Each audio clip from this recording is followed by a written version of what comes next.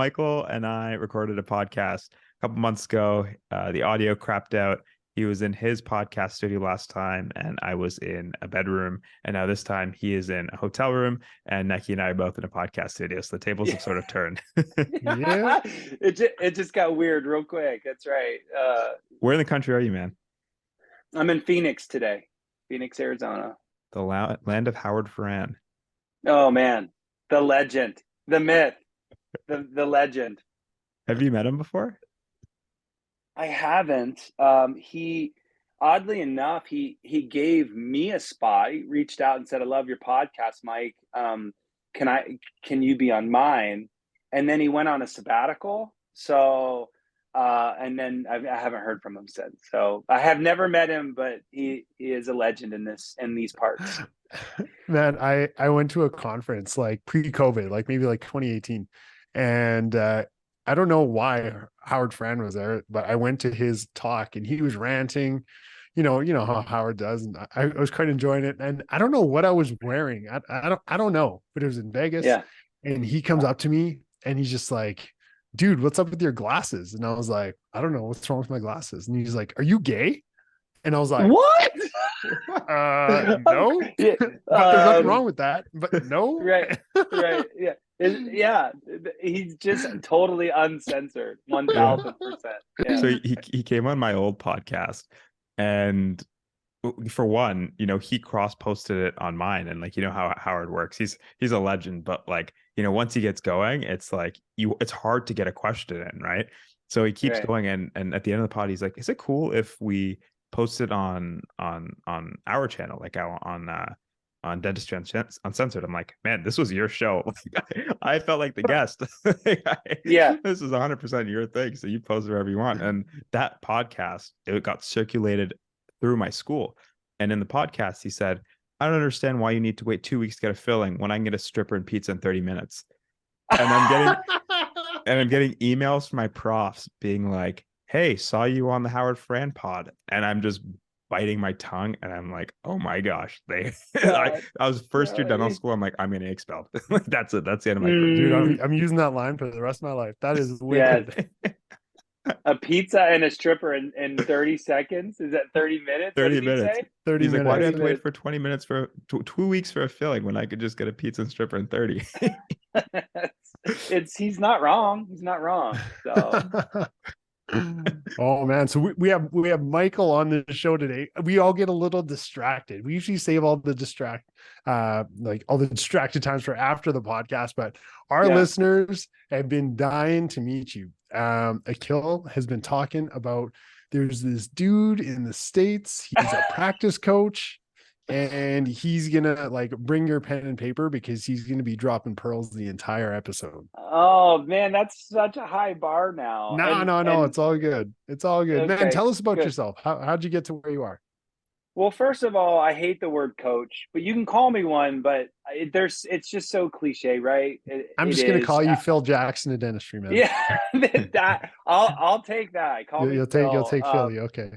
I'll take Philly all day. So yeah, you know it's been a wild ride, man. We started the company about 4 years ago. Um, Before we started this company, I was with a different firm, consulting firm. Then I was with a bank for a long time. So that was my start in dental. So banking, consulting. Right out of school, I worked for a marketing company. So marketing, banking, consulting. So it's kind of a cool mix. Got burnt out on the whole transactional banking stuff. Right, here's some money. Good luck. See you later. Was it like Um, banking in dentistry or just like outside Yeah. dentistry? Yeah. I Oh, worked okay. for Bank of America at the time. I started with B of A in 2012, and they were and today are the 800-pound gorilla. So super blessed to have that experience and working that many dental deals as a banker, learning the business of dentistry through P&Ls and strategy and watching DSOs and funding DSOs and just really getting a cool flavor. Thought I knew everything about the business dentistry, and then I got into consulting and realized I knew nothing about dentistry, because bankers kind of stay really high level, and they really look at the numbers and profitability and whatnot. And I will never forget. I always tell my partner, Paula, I'm like, I remember the day I walked into a dental office thinking I knew everything as an ex-banker, and they started talking about routing slips, and I'm like, what the bleep is a routing slip, right?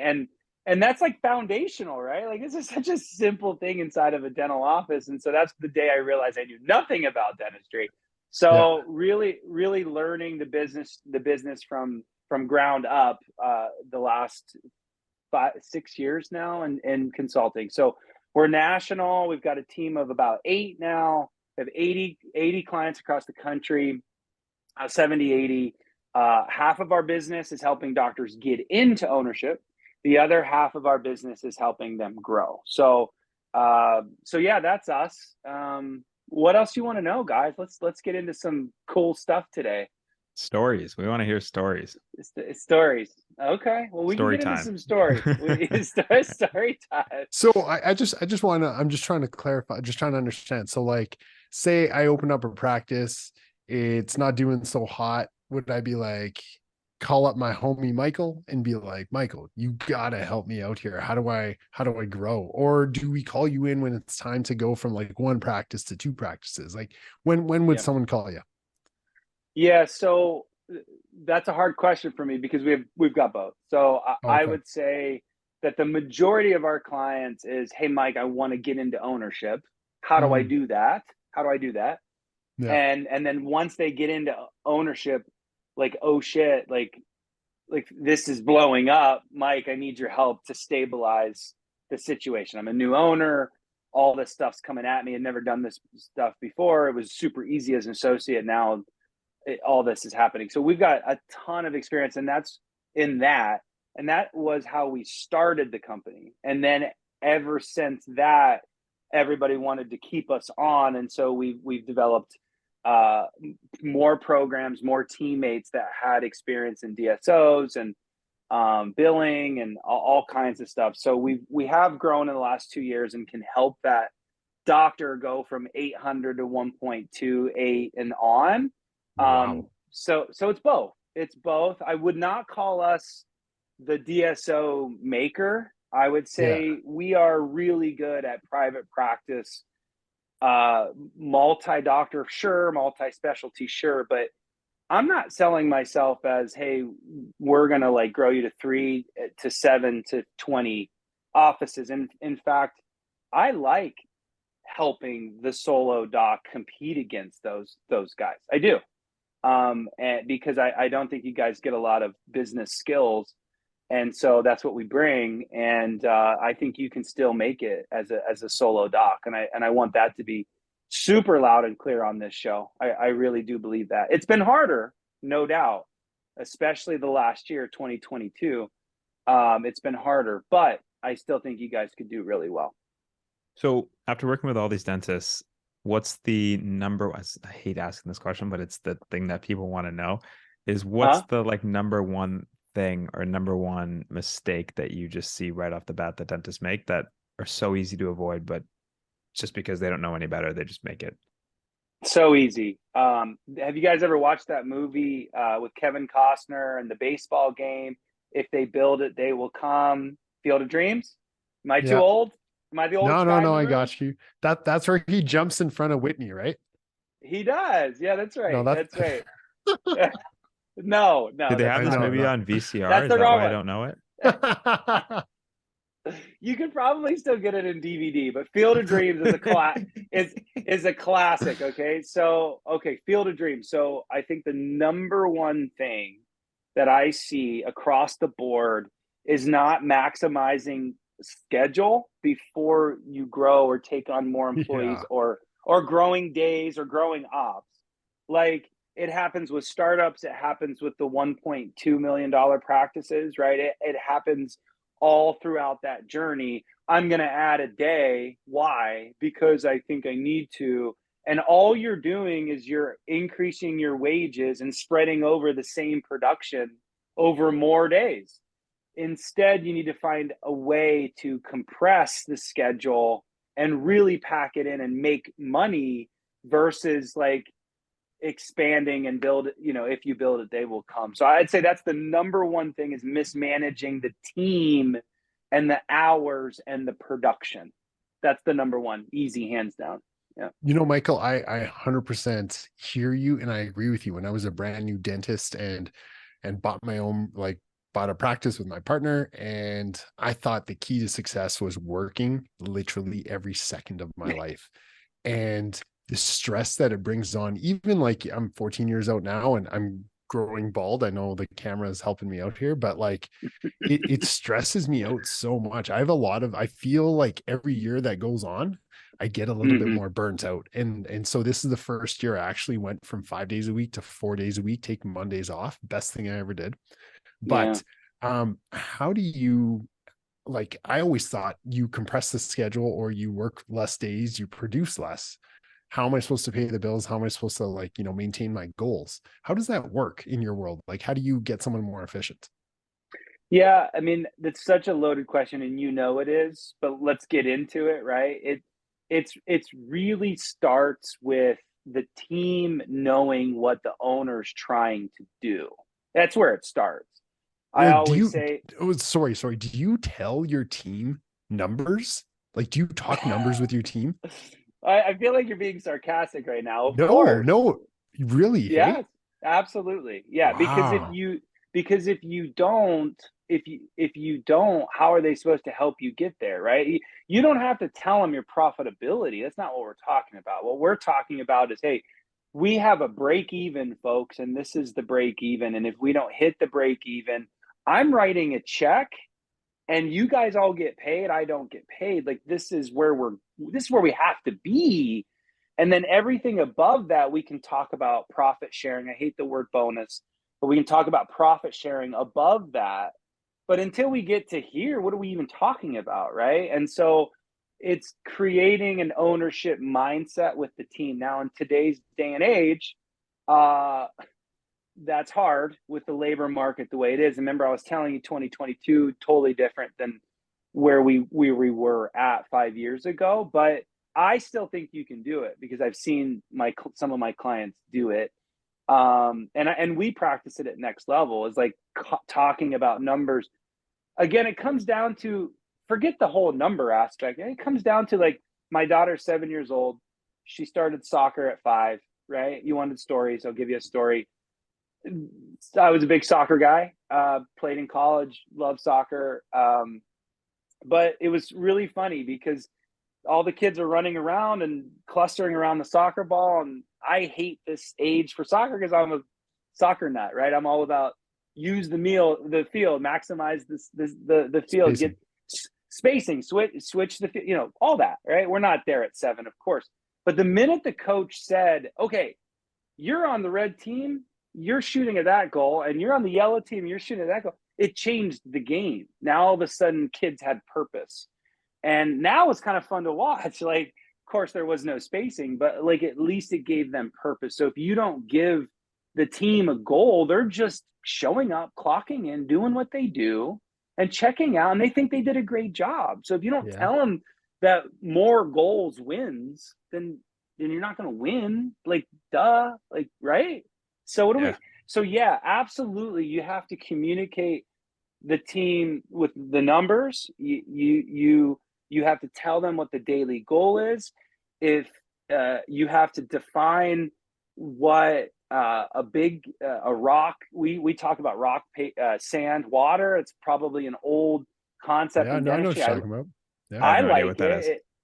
Well, it's simple. Rock, sand, water. Well, actually, that's right. So if you take a glass and you fill it up full of, let's just say water first, and then you put some sand in, how much sand could you get in there before the water starts dripping over? A little bit, it would absorb, but you can't fill the glass full of sand because you have a lot of water in, right? And most definitely you can't put rocks in. That doesn't work either, right? If you put sand in first and then put some water in, you would get a lot of water, but you could maximize that glass, right? Could you put any rocks in? No, it's not a trick question, I promise. Can't put rocks in if it's full of sand and water. You got to put rocks in first. you got to put the rocks in first, and then you take the sand, it goes around the rocks, and then you put in the water. It's simple, right? That's how you maximize the three the three elements. So it's the same in dental scheduling. You have to put the rocks in first, the bigger procedures, $1,000 or more, or call it maybe 500 or more. You put those in the schedule first. Then you fill in the sand, which is the things less than 500 to maybe under 100 or whatever, and then, or the free, and then you put in the free after. You have to prioritize and take control of your schedule, fill it up, hit goal first, and then fill in the rest, right? So that concept of hitting your number and then filling around it, your team has to understand what the number is. They have to block schedule to try to save some of those spots. You have to get ahead of cancellations. You have to get ahead of confirmations. You have to, like, there's a lot there. I think you were setting me up, but the whole point is come up with a number, make sure your team knows that number, plan for the number, and hit the number, right? This is why it's so great to have podcast hosts on the show, because it's like when you go to a comedy show and they're like, have you ever been to Texas? The person's like, no. It's like, okay, well, that was a setup for a joke. Like, play ball, buddy. It's like, you knew where that was going. But exactly, I got a question for you from like a young dentist who just got a practice, who just started a practice, sort of mentality. I was working with, I have my own company, and like I was trying to figure out culture, and I was trying to sort of, set that precedent early. And I have some sort of, I'm kind of like I like doing things my way, right? I don't like doing things in a way that's, just Necky's laughing because he knows where I'm going with this. But, it's like, I don't like wearing suits. I don't like doing the like traditional, sort of ways of doing things. I was talking to this business coach, and he goes, if you want to do it, don't wait. Cause I would always say, I'm going to wait until, we do well, and then we can start implementing these things afterwards. He's like, if that's the case, if you want to do this and you have conviction, you know why you want to do this, not just because you saw it on TikTok, do it now, because it's going to be a lot harder to unwind that work you've done if you grow your company to a certain point and then sort of flip the switch and you kind of, now everyone's sitting on bean bags, right? It's like there's a big difference there. If you start off by having people on bean bags, of course, I don't actually mean bean bags, but if you start, having people on, let's just say a 4-day work week, it's hard to, implement a 4-day work week when your entire, development of the company, you've been doing a 5-day work week. So how do you coach a new dentist who's trying to, figure out a way to manage? Like we're talking about, we're talking about startups. We're also talking about practices that are failing right now. Because if you're not making money, compress. That's the answer. Just compress. You're going to lose some team members, but what's the alternative? To keep not making money? Like, you have to. And so maybe the strategy might be different, where you hire someone that's okay with 3 days because you have a 5-day work front office person. Maybe you have to invest a little more payroll to get someone that's okay with 3 days, and then maybe let go of them, and then it shrinks, right? Maybe there's some strategy in how you get there, but you have to get there. Compress. Maybe pick up another job and build it solid, right? So I guess what I'm saying is it is harder to unwind, no doubt. But if you're a startup, start with 3 days, 2 days, get a call center to pick up your phone, get a billing, third-party billing company if you have to, but like, you got to stay lean and mean right out of the gate, and set the expectations with the team right out of the gate. And I always get the call like, oh my God, I found this front office person, and they're so amazing. They're going to follow me over. I'm doing this startup, and they're so good. They do everything. They run the practice. And I'm like, well, how much are they going to cost? Well, $50,000-$60,000 salary or whatever, fill in number. That's big. And they need 5 days and all these benefits. I'm like, bro, like, that's great. I would love for you to have that, but you can't afford that. Like, find someone that can grow with you, that's got a great personality. We'll teach them skill sets, and you're going to make more money by just having a 2-day employee versus that person, right? So, and then look, the reason I hate podcasts, guys, is because someone's going to listen to this and say, this is the answer, right? It's not the answer all the time. I'm just saying in general, Michael like, said so. yeah, exactly. You said that. No, yeah, I said it, but look, we are talking to people right now in New York, California, and Wichita, Kansas, right? Oh, and Okay. South Africa. We are huge Yeah, in South Africa. exactly. So like, so the point to that is like, if I'm doing a startup in New York City and I'm doing a startup in Wichita, Kansas, it's totally different, right? Demographics and all that good stuff. So this is why we get clients from, podcasts, Yeah. because there's too many factors. But in general, condense the schedule, make more money. Period. So Michael, when we're talking about like you said, production and compressing the schedule, maximize your time at the office. I Mhm. always used to look at my day sheets from the previous day, and like, I'd have a goal in my head of how much production, can I pay the bills this month? And then I look at my Visa bill and I'm like, $187,000. What the hell are we buying here? Like who's on Amazon? You know what I mean? Mhm. But Mhm. like, how do you create production goals? Like, should you have one as a dentist, and how do you track it, and how do you improve a production goal? Because you can only produce what's in your chair. You know what I mean? How do you manage that? Yeah. Yeah. So lots of things going on here. So if startups tough to come up with goals. So let's talk about my acquisition clients or practices that are doing well or just Existing, trying to, yeah. yeah, existing. I would say it starts with auditing your days, like day one, minute one, and rooting for opportunity with what you have. So this is really way more up my partner's alley, but I can speak intelligently to it. So as far as setting goals, first of all, get an average of what you've been doing and declare what you've been doing and bump it, right? Just bump it. Just start there, right? So if the last 6 months or a year we've been doing 4,000 a day, well, let's shoot for 4,300 a day or 4,500 a day. And then when the team's like, oh my God, well, you've been doing this is what you've been doing. It's just a little bit more, right? And so that's where I would start, is take your historical and just start with bumping that up a day. The really sophisticated folks will do it by hour, and that's okay. But I just feel like tracking stuff by hour is frankly hard to do. By the day is the right way to go, and just track it. So just bump it. So get a historical.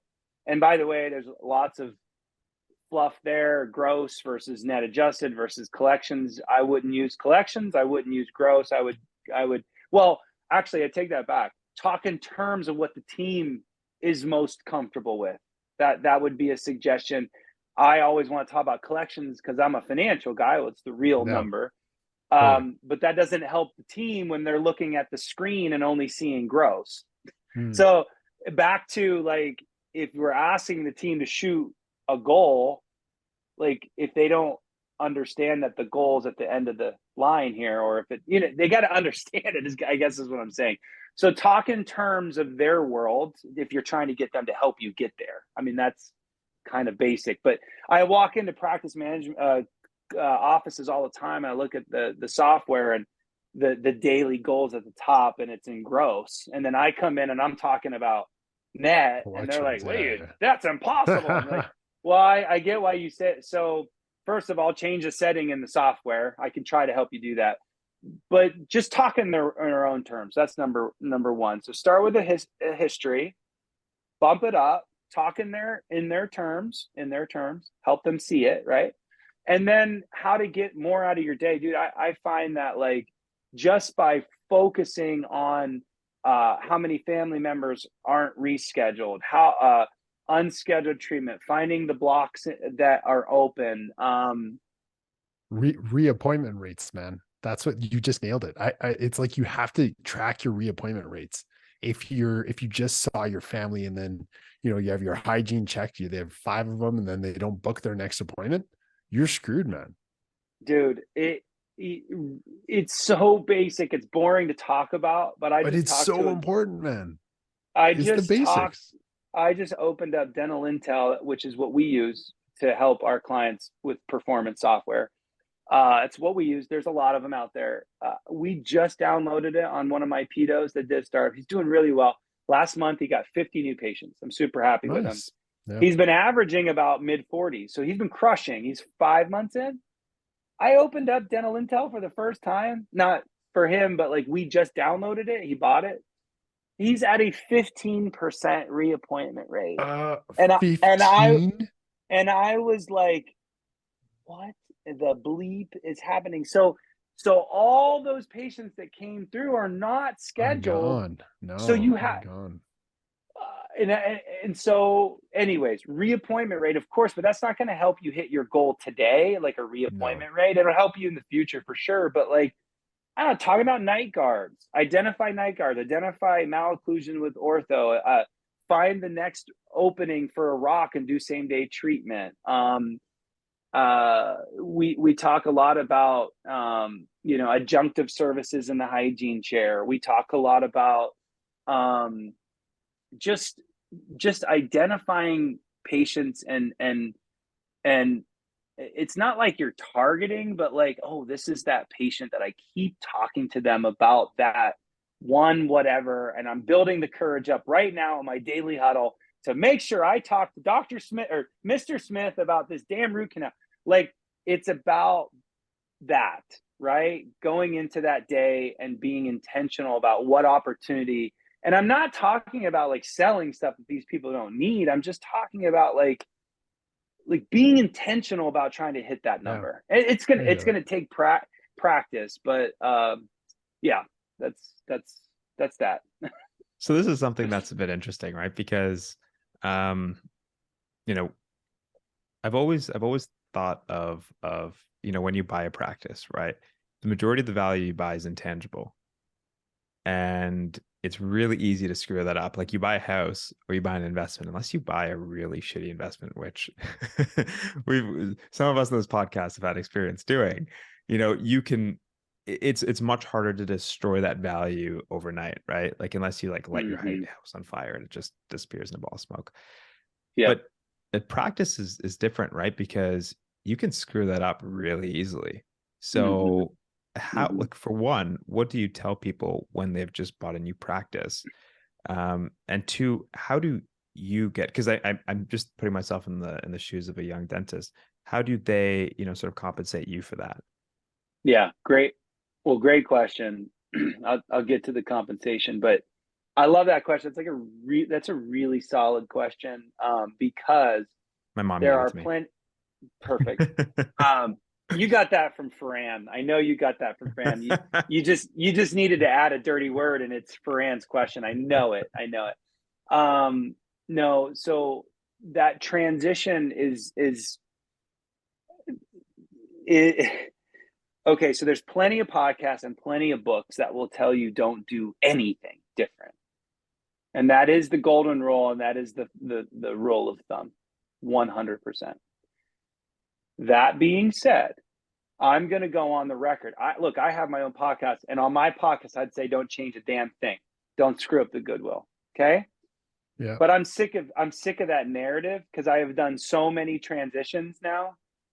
And I will tell you that if there's a foundational thing that needs changed, it goes back to what you just said. If you start out with bean bags, everybody's sitting on bean bags and they don't think it's weird. Okay.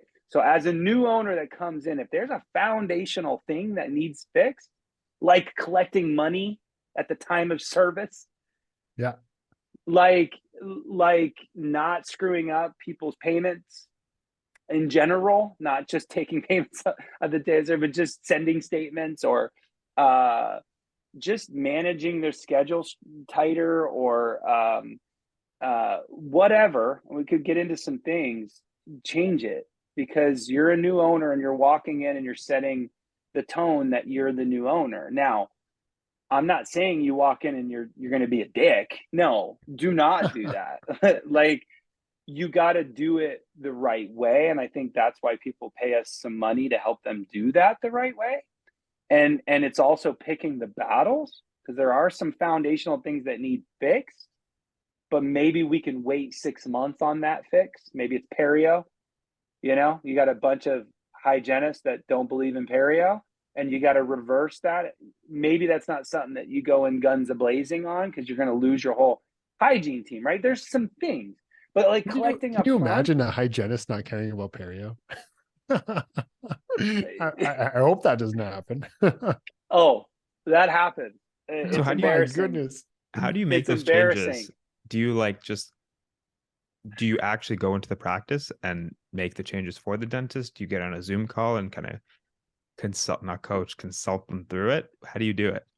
Yeah. So the answer is yes. And people pay us to answer your question on a month-to-month basis, and depending on what we're trying to do and how we do it and the amount of time we need and how many calls and the frequency and which coaches.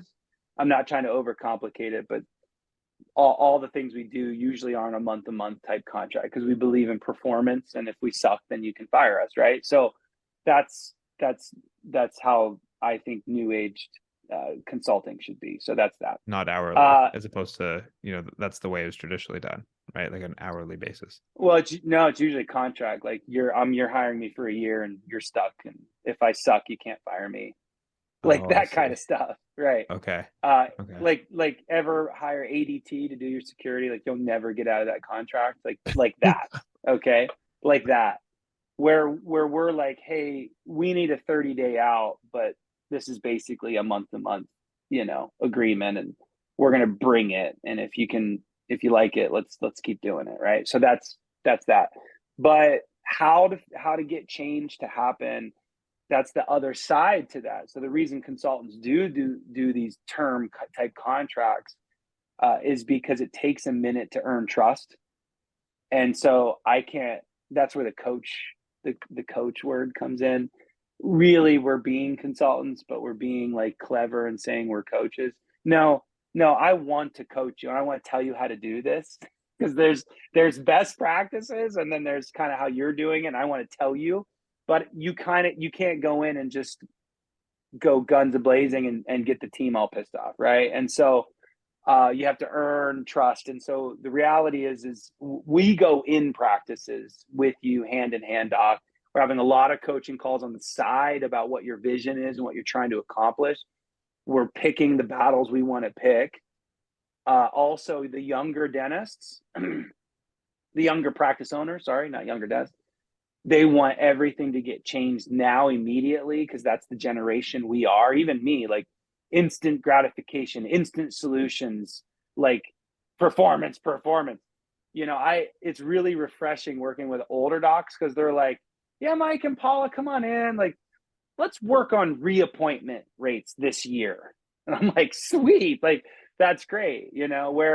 Where lately our clients are on that younger side of practice owners, and they're like, what, 16% reappointment rate? That's being fixed this week, and if you don't help me do it, you're fired next month. Like, that's the two extremes. The point to it is, you can only do so much change in a period of time. You have to pick your goals. You have to execute on those goals and hold your team accountable. And kind of space out the change is ultimately what I'm trying to get at with an acquisition. You can't change a bunch. If you do, goodwill is at jeopardy. But if there's something foundational, you have to fix it right now. You have to. Am I wrong there? No, you have to fix the blatant errors right away. And even if that's a part of the previous practice, you have to update certain things. You know what I mean? Like, if you're still taking conventional x-rays, you can incorporate digital x-rays. It's not going to Yeah. kill your goodwill. It's going to improve it, right? But That's right. Michael, I have a question for you. I have brought in hygiene consultants / coaches and help me develop more of like an evidence-based approach to hygiene. And I found that was very helpful for my hygiene team. Can you discuss a little bit about the importance of a strong hygiene program in your practice? Oh, dude, it's so key. So it's why I partnered with my partner Paula. Banking, marketing, you guys knew my background. I didn't know what a routing slip was, right? We So still don't. Paula, Yeah, I was gonna say. Like routing slip. What is that? Is that like we used to oh gosh, use dude, to instead of a You phone? What is you that? Americans. you guys, sometimes going back to routing slips is the savior to some practices because they miss billing things. So, anyways, we can talk about that later. Paula is the hygienist of my team. So she has owned multiple practices. I'm in Phoenix. We've got some clients here, and you can own a practice as a hygienist in this state. She Yeah. owned multiple practices, but she's a clinician and she's the hygienist of the team. And everything hygiene I've learned is from her. She also does hygiene programs, specifically just hygiene programs. And so I can speak fairly intelligent to this. The hygiene department is the engine within the practice. It's the business within the business. With hygiene rates, hourly rates going up to $75, $80 an hour in Seattle, that's a real number. Wow. You have to produce at a greater value to offset that. You have to. Now, some of my clients are like, there's no way I could pencil that. You absolutely can pencil that if the hygienist does believe in perio and is comfortable talking about airway and ortho and doing a full mouth tour and setting the doctor up for success and scheduling at a 95% reappointment rate and all the things. But the goodwill is with the hygienist. There's no doubt. And having that hygiene team just totally dialed and thinking and walking and talking in the same direction, docs, like that's key. I find that with an acquisition specifically, that most of the opportunity to grow the practice is in hygiene. Just looking at the statistics of 50% of I think it's Americans. Sorry, not a Canadian stat. 50. We're close enough. Yeah, same. 50% of Americans above the age of 30 have perio, right? And if you just looked at that percentage and you look at a practice, perio should be 30% of hygiene. That's 30% of a practice. Did I lose you? So if hygiene is 30% of your practice, perio should be 30% of it. Right. If it's not, let's say it's 15% or 10%. I've seen some bad.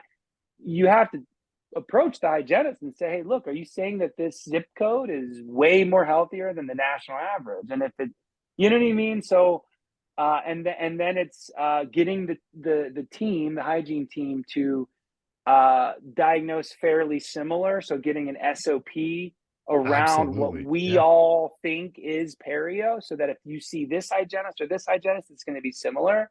That's going to naturally raise your numbers. That's so important, because like when one patient goes and they see someone and they're like, you have to come back in 3 months, and the next one's like, man, peace out, we'll see you in a year. It just leads the lack of confidence amongst your hygiene program, right? Yeah. And someone that runs 22 ops in your practice, that's a big thing. You have to be somewhat on a standard. Now, are they all always going to be dialed in? No, but if you're reappointing and no, and if you're reappointing and you're selling, if you're diagnosing perio, I mean, how do you tell someone they have a disease and then you can't get them back on the schedule for 6 months? Like that doesn't work either. So back to that rock, paper, sand, like sand, water, rock, or whatever. The hygienist's rock is perio, right? And so if they're diagnosing it, you need a spot. So you have to plan for that. You have to block schedule, because otherwise, if a hygienist identifies perio, what are they going to do? Hey, you got disease. We'll talk to you in 3 months. That doesn't work. So they're not going to talk about it, right? So how do you get because like our profession's not intuitively I don't even want to call it selling, because it's not selling, it's providing care. But like our profession is not in that's not built into our profession, right? And how do you navigate that relationship? Because, you know, especially when you have a new grad or a young dentist buying a practice, they may have a completely different treatment philosophy from the dentist they're buying it from. And at no point is that really in the diligence process, well, at least in Canada. So you could really be buying a practice who, that dentist is doing anything and everything and is replacing fillings every 3 years, versus the dentist that's buying it is now someone who is an ultra monitor, right? That just wants to monitor everything and anything and just doesn't want to treat. So how do you navigate that relationship? Yeah. So first of all, it's knowing what you're buying. So we walk our patients through the due diligence process. So they hire us to help them buy the practice, and part of that evaluation is looking at how aggressive, by the numbers, how aggressive somebody is or how conservative somebody is. We've got ratios like crown to filling ratios. We've got, of course, hygiene ratios. We've got all kinds of stuff, right? And so by the numbers, I can tell you how, if this practice is doing a lot more crowns than maybe they should. I can see that by just the numbers. And so I'm going to have a pretty good story walking into the chart audit. You doctors are going to walk into the chart audit, and I'm going to make sure you're looking at all of the x-rays, and I'm going to want you to look at maybe 10, 15 charts, and I want you to look at the before and the after and all the things, right? And you will know what kind of doctor you're stepping into, what kind of treatment planner you're stepping into. And hopefully it's a conservative doc, right? Because then you could move the needle for the better. Now, back to that goodwill conversation, you're not going to want to go in guns a-slinging day one with the team and the patients and start ripping crowns and whatever. You're going to want to ease into that. As long as you're maintaining what they did, the financials will be fine, because that's what you bought. We know that. And you could bump it up a little bit. But over time, once you get the trust of the patient and your team, specifically the team, because if you lose the trust of the team in an acquisition, you are smoked.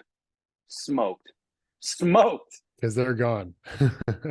They'll be gone, or they'll tell patients they don't need treatment before you even walk into the room. They'll We've undermine seen it. you. Yeah, totally. They'll undermine you, and the patient will totally listen to the hygienist. I promise. Oh man. So totally. So so you bring up a good point that you need to know what you're buying, and then you need to be smart about that transition. I've seen people go in guns blazing and it worked. I wouldn't say that that's best practices. I would say just read the field, do some check-ins with your team, talk to a coach, or pay attention to your treatment planning acceptance rates. Right? It's all there. It's all there. You just got to look at it and give a shit to look at it. Now, Michael, I'm like I said, I've been a dentist for 14 years. I have, grown our own practice with the help of my partners, my office manager. We've grown our practice. I find it very difficult to know where you're at.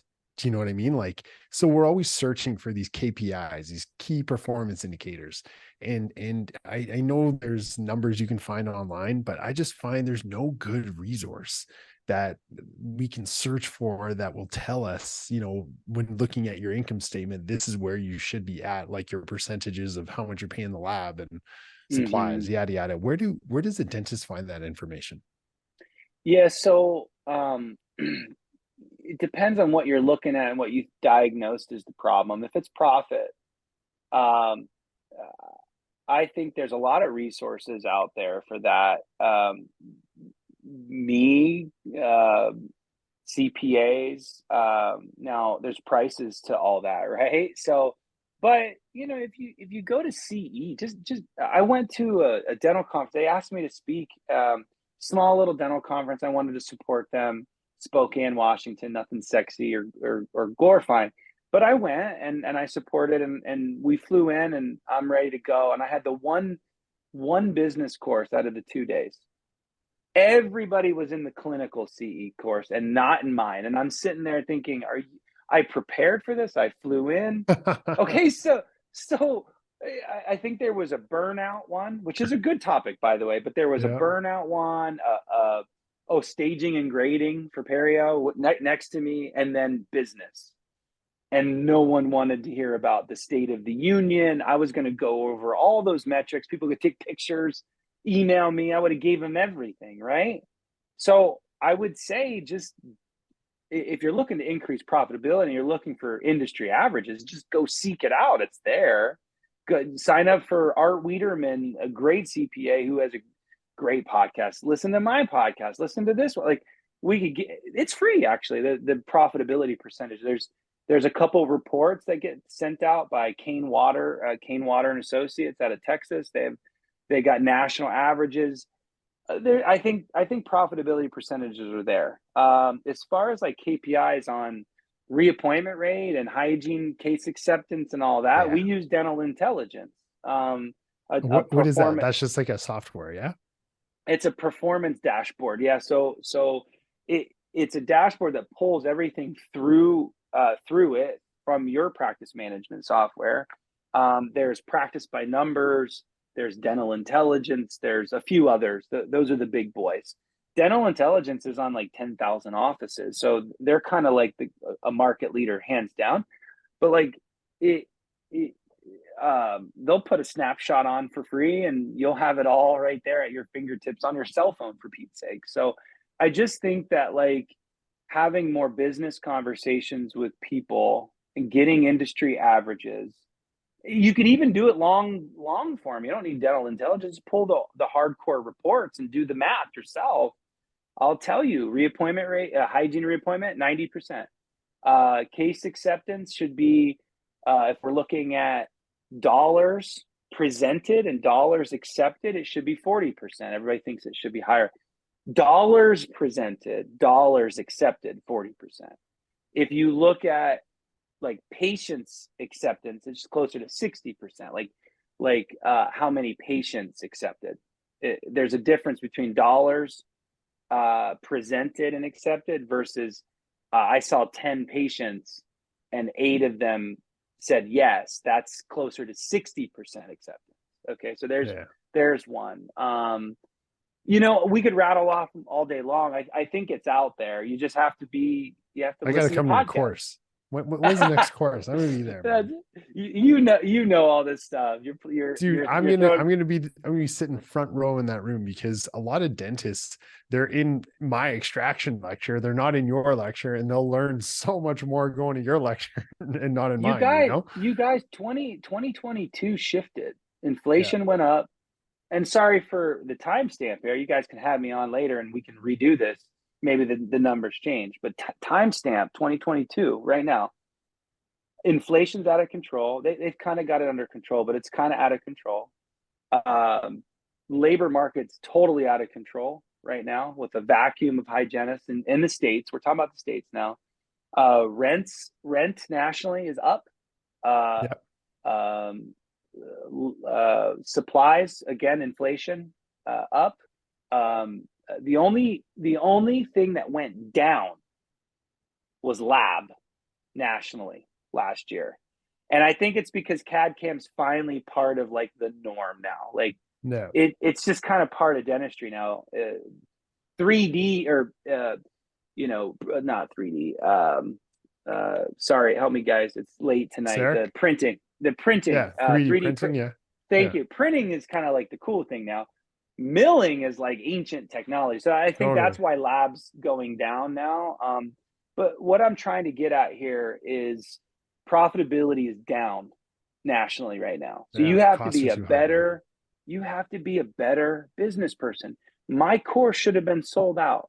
It's just no one wants to talk about it. Man. It's not sexy enough because it's not comfortable. No, it's not. In Michael, dentists are very known for, when they get stressed out, they seek out taking more clinical courses because they feel like that's the secret to them, like gaining more patients or them growing their practices is improving or learning about the bond strength of a class 2 composite when really no one gives a shit, man. And you're going to forget that the second you leave. Whereas if you went to that business podcast, you'd be able to grow, compress your schedule, work less days, understand your numbers, and grow your EBITDA over time. You know what I mean? And so where can we listen more about this? What's the name of your podcast, Micheal? Well, my two podcasts are very specific. Like the name is Startup Unscripted, and the other one is Dental Acquisition Unscripted. Okay. And those are about those topics. So I liked the very neat niche like topic about startup and acquisition, and that's cool for me. But like, as far as like some of these, there's so many great business podcasts out there. I mentioned one of them earlier. There's so many good ones.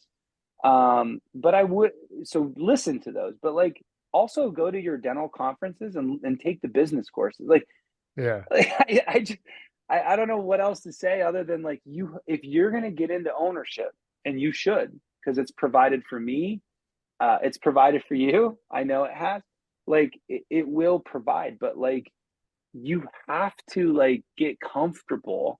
Here's the mic drop today. You have to get comfortable with being uncomfortable as an owner. Period. It's my favorite quote. Yeah. Get comfortable with being uncomfortable, because you're right. The bond, whatever the hell you guys just said, that's comfortable. What's uncomfortable is pulling your profit and loss. It's a very simple thing. Click, click, click, print. Tracking 6 numbers, 6 month to month. That's uncomfortable for some people.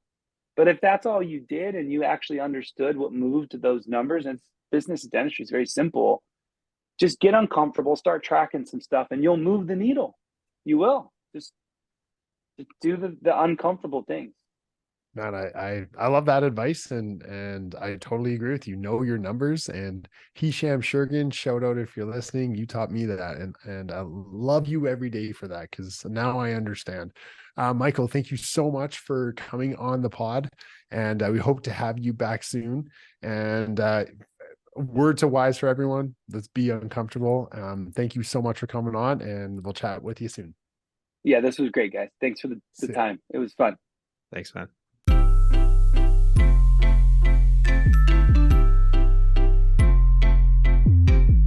Welcome to the Hi, I'm Neki. Is that a sweater? Yeah, dude. Dude, it's the Hi, I'm Doctor sweater. Oh, dude, I see you got yours on too. Looking sharp, bro. Dude, where'd you get yours from? It was super easy, man. I just went on to our website, www.hiimdoctor.com. That's HIIMDR.com. We have a website. We must be raking in cash from selling these sweaters. Dude, we are killing it. I mean, if that includes losing money on every single sweater that we make, I think we're doing really well. Yeah, Neki and I are donating all proceeds, which is 0, to charity, because we are losing money. I wonder if the charity will pay us. I think we got something here, man. Let's keep on losing money on every sweater. Alrighty, guys, go check us out. hiimdoctor.com. We'll see ya.